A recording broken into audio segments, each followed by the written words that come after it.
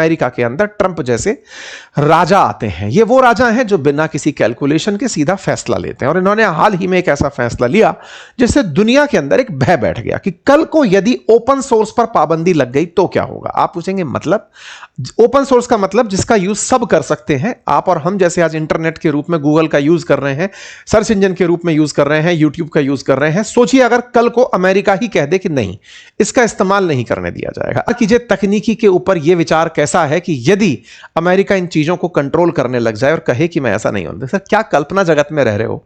कल्पना जगत नहीं, इस सुर्खी को पढ़ो।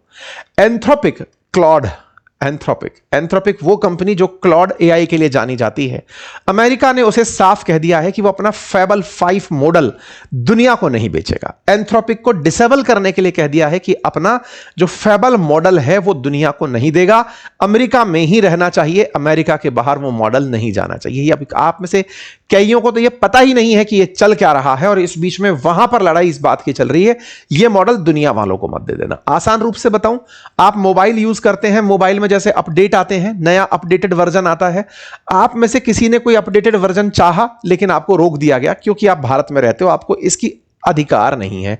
इस तरह से समझिए। आप कहेंगे मोबाइल जितना ही आसान है क्या? जी नहीं।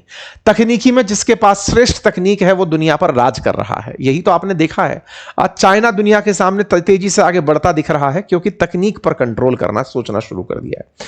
अमेरिका ने इस तकनीक पर अपना एक अधिकार बनाने का सोचा है, और इसी के चलते उसने एंथ्रोपिक जो अमेरिकी कंपनी है उससे कहा है कि अपने फेबल 5 मॉडल को दुनिया के सामने नहीं लाओगे। ऐसी स्थिति में बड़ा सवाल बनता है कि कहानी क्या है? क्या ये न्यूक्लियर बॉम्ब की जो चर्चा रहती है उसकी तरह अब एआई का इस्तेमाल भी बॉम्ब की तरह होने लगा है? और आज के सेशन में जिक्र करेंगे हम खड़े कहां हैं। क्या भारत एआई समिट के अंदर इंपैक्ट की ही बातें करता रह जाएगा या कुछ बड़ा भी करेगा? क्योंकि मिथोस 5 और फेबल 5 जैसे मॉडल्स को बैन करने की बात अमेरिका ने दुनिया भर के लिए कर दी है कि नहीं नहीं ये उनको मत दे देना, नहीं तो ये लोग आगे निकल जाएंगे। खैर है, लेकिन एंथ्रोपिक जिनको नहीं पता है क्या है, तो आप में से बहुत से लोगों ने एआई के नाम पर चैट जीपीटी सुना होगा। चैट जीपीटी की पेरेंट कंपनी का नाम है ओपन एआई। बिल्कुल वैसे ही एंथ्रोपिक का प्रोडक्ट क्लॉड है जिसे दुनिया यूज करती है। इसको स्थापित 2021 में किया गया था। 2 भाई बहन थे, दारियो अमोदोई और डैनियला अमोदोई। इन दोनों भाई बहनों ने चैट जीपीटी वाली कंपनी ओपन एआई से निकलकर इसकी शुरुआत की थी, लेकिन इसे बड़ा कॉन्स्टिट्यूशनल तरीके से बनाया गया। मतलब इसको कुछ कानून पढ़ा करके एआई को बनाया गया था कि अगर कोई तुमसे गलत काम कराए तो नहीं करना है टाइप से, कि अगर कोई तुमसे पूछे बम कैसे बनाते हैं तुम नहीं सिखाओगे, केमिकल वेपन कैसे बनाते हैं नहीं सिखाओगे, या फिर बायोलॉजिकल वेपन कैसे बनाते हैं, तुम इन सब चीजों को रोक करके चलोगे। तो ये चैट जीपीटी से भी तेजी से आगे निकलकर आया और इसने बहुत तेजी से ऐसे ऐसे कारनामे कर दिखाए जिससे दुनिया में टेंशन बढ़ने लगी। क्लॉड के जो यूजेस थे वो इस तरह से बनने लगे कि बड़ी सारी कंपनीज ने अपने सालों पुरानी गलतियों को इससे निकालना शुरू कर दिया। मतलब इसने कुछ ऐसा एआई बनाया जिसमें आप अपना काम डाल रहे हो, वो कमियां ढूंढ के निकाल दे रहा है। इसकी खासियत के चलते इसको बिलियंस ऑफ डॉलर में फंडिंग मिलने लगी। ऐसी फंडिंग की अमेजन जैसी कंपनियों ने इसके अंदर 8-8 बिलियन डॉलर की फंडिंग करी। तेजी से इसकी वैल्यूएशन इंक्रीज होती गई। सीरीज जी के अंदर 380 बिलियन डॉलर की वैल्यूएशन पर इसने फंड रेज करना शुरू किया। 14 बिलियन डॉलर का फरवरी के अंदर इसने फंड रेज किया। मतलब फंड रेजिंग में इतना आगे निकलता चला गया कि इसकी वैल्यूएशन मतलब ट्रिलियंस में पहुंचने वाली है, कुछ ही समय के अंदर पहुंच जाएगी। इसने कुछ कारनामे ऐसे किए कि इसकी वजह से दुनिया भर के अंदर ये चर्चा होने लगी कि अगर ये एआई जिस तेजी से आगे बढ़ रहा है, अगर ये सॉफ्टवेयर इंडस्ट्री में इस तरह से आगे बढ़ता चला गया तो बहुत सी कंपनियों को खत्म कर देगा। इंडिया का एआई सेक्टर, इंडिया का टोटल जो आईटी सेक्टर है वो 250 बिलियन डॉलर की वैल्यूएशन रखता, मतलब रेवेन्यू पैदा कर रहा है। ये एआई साल के अंदर इतना रेवेन्यू फंडिंग में उठा ले रहा है कि लाइए साहब हमको फंडिंग दो, हम इससे आगे बढ़ जाएंगे। मतलब इसने नेक्स्ट लेवल गेम खड़ा करना शुरू कर दिया। इसका एक प्रोजेक्ट ग्लास विंग था जिसके ऊपर तो हमारे देश के अंदर भी मुद्दा छा गया था। हमने इसके ऊपर एक बार फरवरी में सेशन किया था कि इसने कुछ ऐसी कमियां निकाल दी थी दुनिया भर के सिस्टम्स में कि बैंकों में टेंशन आ गई कि यदि ये बातें साइबर हैकर्स को पता चल गई तो बैंकिंग सेक्टर चला जाएगा। हमने इस पर सेशन किया था। आप में से हो सकता है किसी ने बातें बाजार की जो हमारा यूट्यूब चैनल है उस पर देखा भी हो। इसने मौजिला फायरफॉक्स जो इतने समय से चला आ रहा है उसके अंदर 271 कमियां निकाल दी थी। मतलब ये, अब आप पूछेंगे कमियां निकालना तो अच्छी बात होता है, अरे आप और मेरे लिए अच्छा है, लेकिन जो हैकर है उसको पता चल जाए कि यही तो कमियां हैं जिनको पकड़ना है और वहीं से वो एंट्री कर जाए। आप सोचिए कि तमाम प्रकार के ऐसे ऐसे एप्लीकेशंस जिनको लोग ट्रस्ट करते आए। आईबीएम का जो मोट था, मतलब आईबीएम का एक ऐसा सॉफ्टवेयर था आईबीएम कंपनी का जिसके थ्रू वो बैंकिंग सेक्टर के अंदर एक छत्र अधिकार करता था, उसके अंदर कमियां इसने उजागर कर दी थी, जिससे आईबीएम के शेयर्स में बिलियंस ऑफ डॉलर की गिरावट आ गई थी। मतलब इस कंपनी के बनाए हुए जो सॉफ्टवेयर्स हैं या फिर एआई के जो मॉडल्स हैं, उन्होंने दुनिया में अपनी समझ से तहलका मचाया हुआ है। अभी इन्होंने अपना फेबल 5 नाम से मॉडल लॉन्च किया था। फेबल 5 जैसे ही लॉन्च हुआ, इसके लॉन्च होते ही, ये असल में माइथोस का ही एक नाम था, नया वर्जन था, ये समझिए। माइथोस और फेबल में अंतर इस तरह से था कि एक रेस्ट्रिक्टेड था कुछ चीजों को लेकर के, तो कुछ पे ओपन सोर्स यूज किए जा सकते थे। मतलब इस एआई मॉडल की टेस्टिंग हुई बहुत ही गहन लेवल पर। यह तैयार किया गया कि ये जो इसको सिखाया गया है उससे आगे तो नहीं कर जाएगा।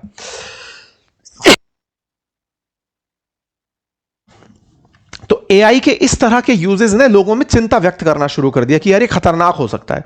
तो जब खतरनाक हो सकता है तो सरकारों ने इस पर पाबंदी लगाना शुरू किया। शुरुआत हुई साइबर सिक्योरिटी के नाम पर कि ये मॉडल अगर बाहर आ गया तो दुनिया के देशों में तहलका मचाएगा, लोग जो हैं इसका इस्तेमाल करके अमेरिका के खिलाफ ही यूज कर लेंगे।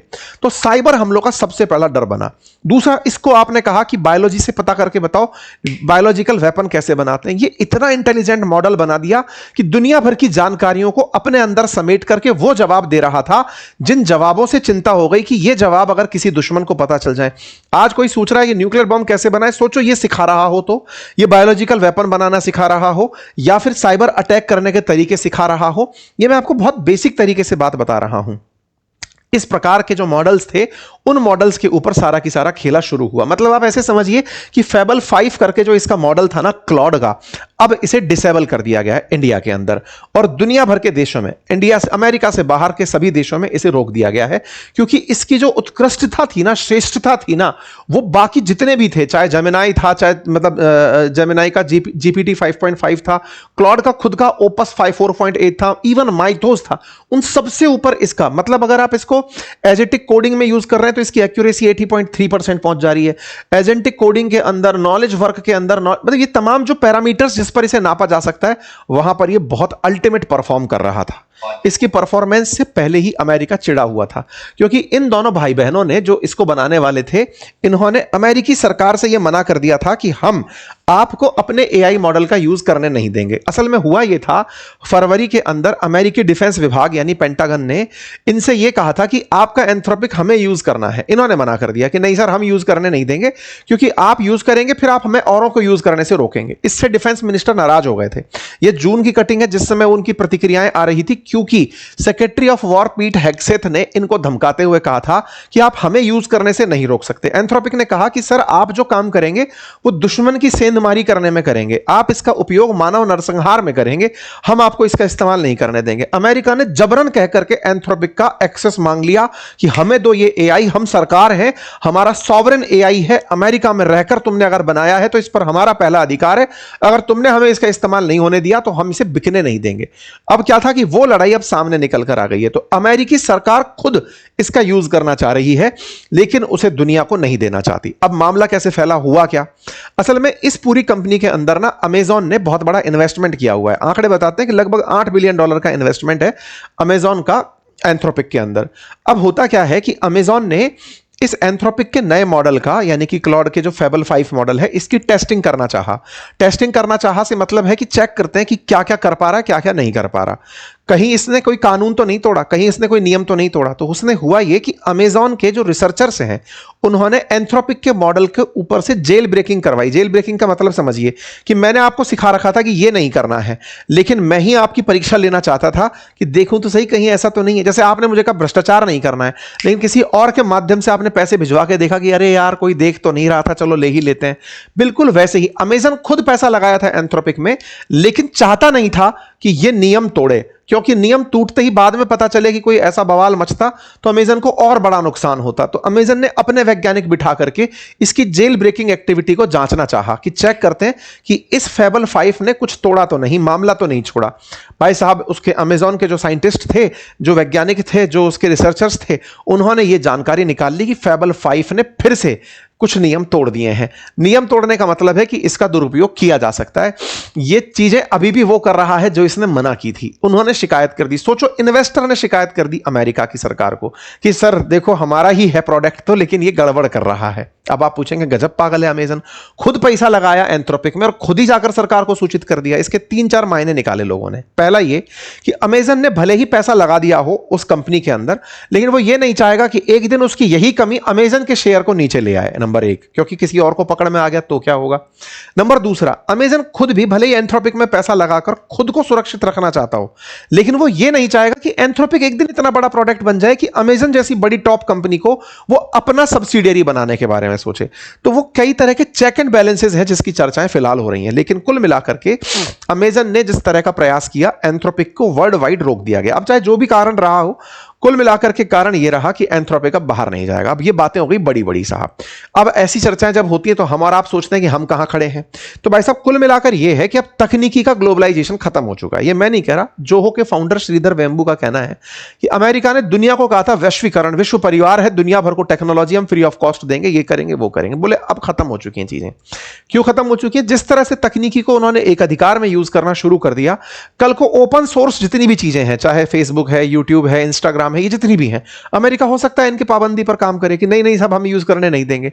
भारत की अर्थव्यवस्था का क्या होगा अगर गूगल जैसे सर्च इंजन खत्म हो जाए? सोचकर देखिए, प्ले स्टोर खत्म हो जाए तो हमारे एप्लीकेशंस का क्या होगा, हमारी उन इकोनॉमीज का क्या होगा? इन्होंने सोचने के लिए कहा कि विचार करिए, और यह बात अब देश के अंदर चर्चा का विषय बन गया है कि भारत अल्टीमेटली आईटी के अंदर कर क्या रहा है, एआई को लेकर क्या कर रहा है। हमारे देश के कई ऐसे बुद्धिजीवी रहे, चाहे नारायण मूर्ति रहे हो या नंदन नीलेकणी रहे हो, इन्होंने एआई को कभी माना ही नहीं कि एआई कुछ होगा, और आज उस एआई ने दुनिया के सामने डंका बजा रखा है। इसके चलते तीव्र प्रतिक्रियाएं चल रही हैं कि एंथ्रोपिक में जैसे ही इन्होंने फेबल 5 का यूज करना रोका तो उसके ऊपर रिएक्शंस आने शुरू हो गए, पॉलिटिकल रिएक्शंस आने शुरू हो गए कि यार ये तो गजब तरह की एक अधिकार है। और अगर ये होता गया तो इसका डर आप सोचकर देखिए कि अमेरिका आज कहता है मैं टैरिफ लगा दूंगा, कल को वो कह देगा कि मैं ओपन सोर्सेज का यूज करना रोक दूंगा, तो आप क्या कर लेंगे? तो ये एक विषय का चर्चा का विषय बनता है। ऐसी स्थिति में चाइना जैसे देश क्या कर रहे हैं? तो चाइना कंपटीशन में लगा हुआ है खुद के एआई को डेवलप करने में। हम कहां खड़े हैं बताते हैं, अभी लाडली बहना में अटके हुए हैं हम लोग। तो चाइना ने $295 बिलियन का फंडिंग करने का, एआई बिल्टअप के ऊपर खर्च करने का प्लान बनाया है। इवन चाइना ने यह तक बना लिया कि जो इनके बने हुए डेटा सेंटर्स हैं, जो बहुत ज्यादा ठंडक चाहते हैं, बहुत ज्यादा पानी चाहते हैं कूलिंग के लिए, उसने डेटा सेंटर तक को समुद्र में बना दिया, पैसिफिक ओशन की गहराइयों में डेटा सेंटर बना करके कि वहीं के पानी से ठंडा होगा, जिस पर पर्यावरणविद चिंता व्यक्त कर रहे हैं कि अरे सर ऐसा मत करो। तो चाइना वाले कहते हैं कि ऐसा तो माइक्रोसॉफ्ट वालों ने भी प्रोजेक्ट नेटिक में किया था, हम भी वही कर रहे हैं, उसमें नया क्या है? तो कुल मिलाकर के चाइना बहुत तेजी से स्केल कर रहा है, अमेरिका कंट्रोल कर रहा है, और हम लोग क्या कर रहे हैं? इंपैक्ट की बातें कर रहे हैं। इंपैक्ट का मतलब दुनिया पर इसका क्या असर होगा, कैसे? भारत के प्रधानमंत्री फ्रांस गए हुए हैं अभी थोड़े दिन पहले हम लोगों ने एआई इंपैक्ट समिट की थी, और अब हमारे प्रधानमंत्री फ्रांस गए हुए हैं, G7 की मीटिंग अटेंड करेंगे। वहां पर फ्रांस के साथ मिलकर के, फ्रांस का एक शहर है नीस, वहां पर प्रधानमंत्री की मुलाकात होती है मैक्रोन के साथ, और हम चर्चा करते हैं कि कैसे हम कॉपरेटिव एआई बना सकते हैं। देखिए इस तरह की चर्चाएं टेक्नोलॉजी में नहीं हो पाएंगी। अब आप समझिए कि जब तक एक अधिकार का मसला चलाता रहेगा अमेरिका, हर दुनिया का देश तकनीकी पर कंट्रोल चाहेगा। ये खुद पिछड़े पड़े हैं, पीछे पड़े हुए हैं, इनके पास कुछ नहीं है, तो हमें क्या ही साथ देंगे। भारत को आवश्यकता है कि हम अपना इंडिया का जो एआई मिशन है उस पर फोकस करें। अब आप कहेंगे क्यों नहीं कर रहे हम? अरे कर रहे हैं साहब, हमने 5 साल के लिए 10,000 करोड़ रुपए का बजट निकाला है। आप पूछेंगे वाव, अरे कोई वाव नहीं है। अभी 294 बिलियन पढ़ाया था ना चाइना का फंड मैंने आपको, इसका 10,000 का मतलब समझते हैं कितना हुआ? 95 के भाव चल रहा है, 96 के भाव रुपया चल रहा है, तो $1 बिलियन दे रहे हैं अपन लोग। $1 बिलियन कहां, $295 बिलियन। हम उससे ज्यादा तो लाडली बहना योजना पे फ्रीबीज में खर्च कर दे रहे हैं। हम तकनीकी के मामले में कितने पिछड़े हुए हैं, आज सरकारें रिपीट करने में कितने बिजी हैं, इससे समझिए कि तकनीकी में हम फेलियर सिद्ध हो रहे हैं। 2024 के अंदर प्राइवेट इन्वेस्टमेंट अकेले अमेरिका में $109 बिलियन का आया था, $109 बिलियन का। एआई के अंदर ये लिस्ट है उन तमाम कंपनियों की जिन्हें फंडिंग मिल रहा है, और हमारे सरकार का बजट $1 बिलियन है। चाइना में प्राइवेट इन्वेस्टमेंट जो है ना, वो एआई के अंदर 2024 में $9.3 बिलियन का आया, और हमारा 5 साल के लिए $1 बिलियन का। ये दर्शाता है कि हमारी प्राथमिकताएं क्या हैं। इस पर अब चर्चा होना शुरू हुई है कि लाडली बहना योजना का महाराष्ट्र में बजट 46,000 करोड़, और 5 साल के लिए डीआरडीओ का, 1 साल के लिए डीआरडीओ का जो बजट है वो 24,000 करोड़, इसरो का बजट 13,000 करोड़। जब तकनीकी पर आप खर्च नहीं करेंगे तो ऐसे ही साइड में बिठा दिए जाएंगे। हम 10,000 करोड़ बात करते हैं 5 साल के लिए AI पर लगाने की मध्य प्रदेश के अंदर लाडली बहना पर 18,000 करोड़ रुपए खर्च हो रहे हैं। यह दर्शाता है कि भारत बातें ही कर रहा है, तकनीकी के ऊपर प्रेशराइज करके आगे नहीं बढ़ रहा है। आप लोग क्या सोचते हैं इस विषय पर जरूर बताइएगा।